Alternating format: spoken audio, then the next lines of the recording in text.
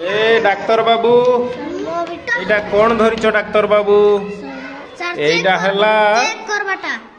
हला स्टेथोस्कोप। एटा कौन स्टेथोस्कोप? ज्वर हेची बाबू के ज्वर हेची मापिवाटा एटा हला स्टेथोस्कोप हला।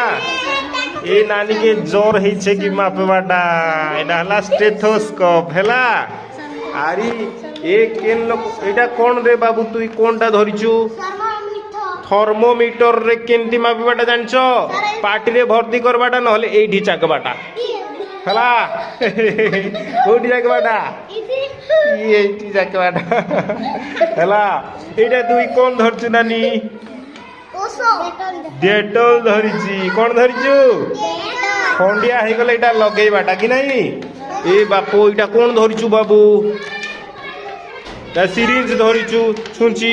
हां छुंची धरची। तू कौन धरचु नानी? पटी पकेब। हाँ एटा कौन धरचु नानी? पनिया धरिची। तू कौन धरचु? साबुन धरिची। आर के दर्पण धरची? दर्पण के धरची?